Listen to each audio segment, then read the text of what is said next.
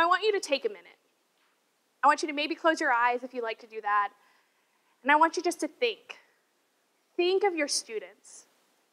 Think of their faces. Think of their individual gifts and personalities. Now think about your routines. Think about the things that you do every Wednesday night or Sunday morning when you have programming. Think about the stability and the safety you find in that routine. Think about the comfort of your meeting space. Think about the belonging that you feel when you are growing together as disciples with your youth. You can open your eyes now. These things, those things that you thought about and those things that hopefully warmed your heart because you keep coming back week after week to youth ministry, those things are your group culture. They are the culture of your youth ministry. So whenever groups of people come together, basic values, attitudes, behaviors, and expectations develop that influence and shape your group. These are the things that hold you together as a group. These are your expectations, the things that you ask of your students and the things that they ask of you. A culture creates a sense of stability and identity for those in a group. It's a sense of belonging. So a crisis is something that happens that significantly shakes the culture of your youth ministry. It takes away that identity or that stability that you find in that group, and it kind of breaks you down. And you know what? Crises happen. They're just a fact of life, and they're a fact of youth ministry. As much as I wish I could sit here and say, like, oh, you guys, you're fine. You don't have to worry about it. That's just not the truth. It's our job as youth ministers to find out the patterns, the healthy things to do before a crisis happens so that when we're in the midst of them, we can take steps that are good and healthy and productive. So using organizational psychology, we can predict what a culture will need, thus preparing ourselves for the worst. And in fact, a culture needs 3 things in the midst of a crisis in order to rebuild. First, it must just simply survive. Then, it must be supported through relationships. And thirdly, it must step out to form new norms and actually bring about a new culture. That's what we as youth workers are here to do. We're here to facilitate that survival, that support, and that stepping out. So when I was 16 and a junior in high school, my youth ministry suffered a crisis that shook our culture to its core. And this was a culture that had been lovingly and intentionally put in place by our youth pastor and our volunteers. And it was not fun to go through. Not at all.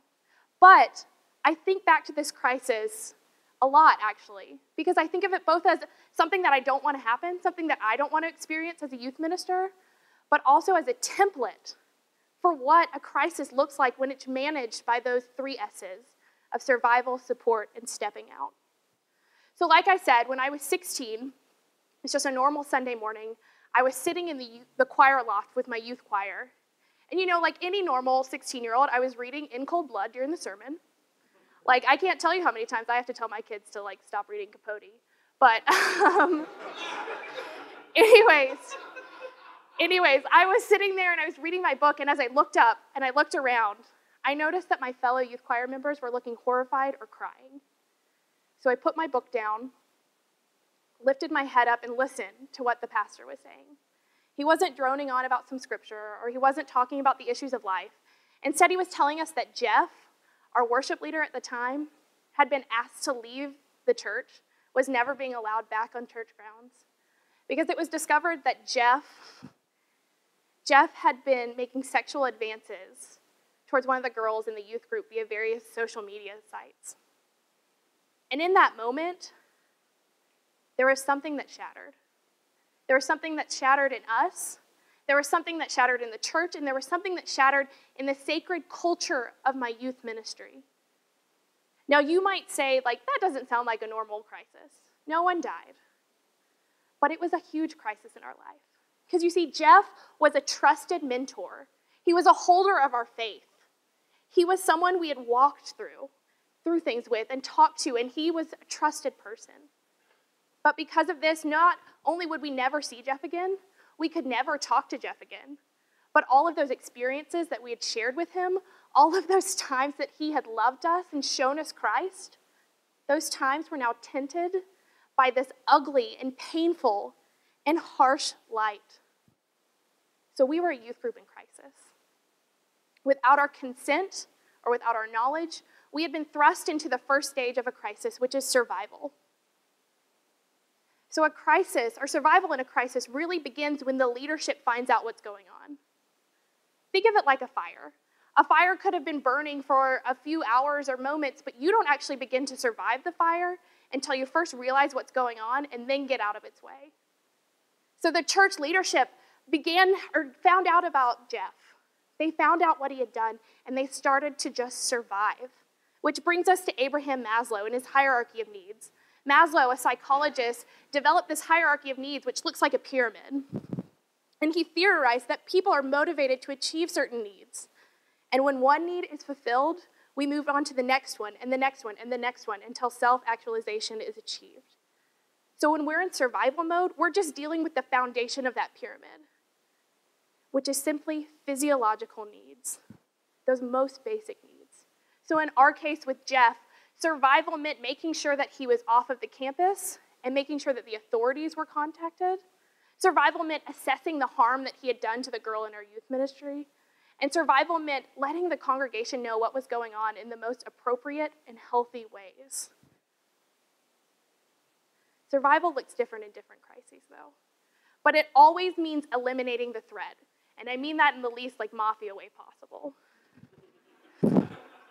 So survival in other crises might look like making sure everyone has a place to sleep, or making sure that your student gets injured goes to the hospital, or making sure that the family whose house burns down, making sure that they have clothes and they have food. Notice that I am not saying anything about theology here, because that's not what's needed in theology or in survival.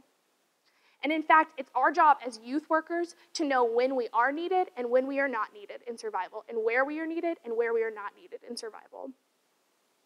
In the aftermath of Columbine, one of the crises that affected large groups of people just self-deployed or self-appointing themselves as crisis counselors to the point where so many of them were driving to the school that they clogged up roads and they prevented rescue workers and authorities from getting there. That's not what we need to do. Instead, we need to follow protocol. We need to follow the things set by our authority people. We need to advocate for our students. But most importantly in this phase, we just have to put one foot in front of the other and just survive. So after survival comes support. So going back to Maslow, if you'll think of his pyramid again, with the foundation being just those basic needs, the next step up is ascertaining security. But during a crisis, all of our set culture has been turned upside down. We no longer have that security or that sense of identity, and this is where group psychology in a crisis gets really tough, because in a lot of ways, we're not functioning as a group anymore.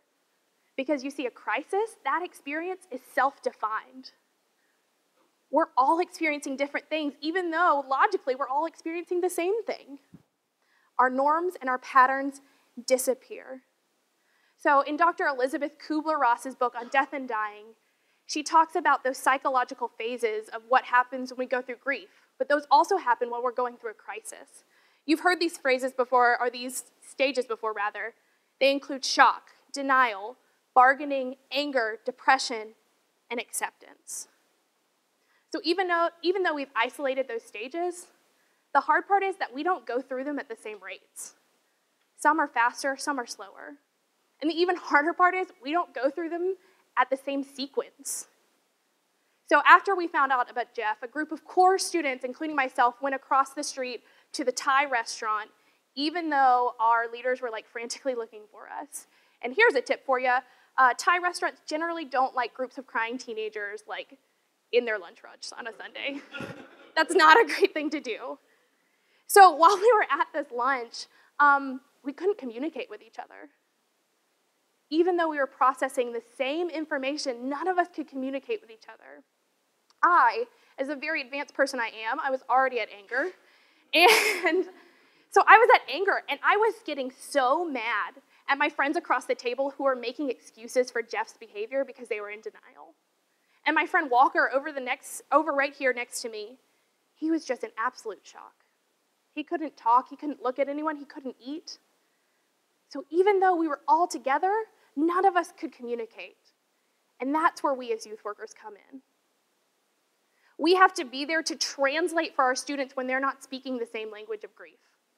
We have to be there to triage their needs and support them the best we can. In our case, my youth pastor somehow found us at that restaurant with some volunteers and sat with us and asked some hard questions and drew Walker out of that shock. And later on, some volunteers were able to help me deal with that anger so I could just stop lashing out at people crying about the issue. That's what we need to be. This is the time when we're supporting that we share the scripture, that prayer, when we let our students express doubt and anger without condemning them, when we assure them that God is not the cause of this crisis, but rather the love that's coming out from it. Through this, we realize that relationships are key. Our volunteers helped us to realize that a safe space, that proverbial safe space that we always talk about, that's not a room. That's a group of people. That's a group of volunteers. That's what we as youth ministers are here to do. It's a representation of that incarnational relationship that Christ modeled. So after that, again, my friends and I just needed to be in community. We needed to talk to each other, not necessarily about Jeff, but just about life. So somehow we'd always end up going to Barnes & Noble. Like, it was never a planned thing. We'd just text each other and be like, hey, you want to meet up here? And we didn't talk about Jeff. We talked about homework. We laughed. We did stuff. Somehow a volunteer always showed up. I think it was magic. But this is how security is found. This is how a new group culture begins to take shape. Think of it like a wound. For a wound to heal, you first have to recognize that, like, you're cut, and then you have to keep treating it and treat it and treat it until it starts to get better. This is how we support during a crisis. That's how we do it. So the next step after you've supported and after you've survived is stepping out. The next step is creating normalcy and new patterns that honor growth that we've experienced in this crisis. There's a famous Ernest Hemingway quote that says, the world breaks everyone, but some are strong in the broken places. That's what we're there to be as youth ministers. We're there to help our youth groups be strong where they are broken. Now, what I don't mean like teach every lesson about being hurt or living in that pain. That's like picking a scab. That's just scarring, and it produces infection. Instead, we need to rebuild or build a new group culture that honors what we've learned in this crisis. We need to build a new group culture that says that we know what we've learned about ourselves, both culturally and individually, as well as we know what we learned about the world through this, and we know what we've learned about the character of God. Cultural identity is going to be broken down after a crisis. But if we encourage stepping out, if we encourage walking in the world, we can help rebuild. So after Jeff, my youth ministry became fiercely loving of each other. We loved each other so deeply because we had similarly shaped holes in our heart. But through our volunteers and through our youth minister, we were able to share that fierce love with those coming up behind us in youth ministry, so that they felt so loved and so included, and they had such a sense of belonging that they wanted to bring their friends. They wanted to bring new people. It was such a safe space. And so the cultural identity became something different. Or like in the context where I'm serving now, where they've suffered several significant deaths in the last 3 years. That is a culture where they are so intentional about letting each other know that they are valued and letting each other know that they have a place, because they know just how fragile life is. So suffering, or different crises, different kinds of suffering, make different kinds of growth in our youth ministries. But just because we're stepping out, just because we're moving on past the crisis, that doesn't mean that support stops. In fact, support has to be incorporated in new ways that reinforce those new patterns and those new norms. The old normal is gone. We have to accept that. The crisis has fundamentally changed our group as it's fundamentally changed every single one of us. But we have the chance to build something new. We have the chance to open our palms and ask God to bring new life to us, because God can't put anything into a closed fist. But we also have to remember that this stepping out process, this walking in the world, our youth group members are going to bump into the crisis in new and different ways.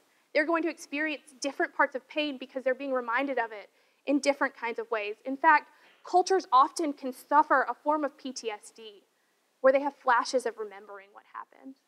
I remember about a year after Jeff, I was sitting in a dark auditorium in my high school. My youth group members were scattered around me, and we were all thrust back into that crisis because the lecturer was talking about how the internet can be used by predators to harm us. And it was like that.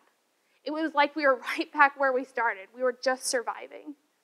But because we knew we had the support of our youth workers, we were able to capitalize on that new growth and remember that we are stepping out. We are moving on past this. And we were able to grow in our youth culture. We have to be there to help our students step out from the shadow of a crisis with support that reinforces new norms and new patterns. So crises suck. There's no way around that. They are ugly, they are painful, they are harsh, and they are undesirable. But if we remember those 3 S's that I talked about, if we remember survival, support, and stepping out, then we can facilitate a youth ministry that is strong in the broken places. Thank you.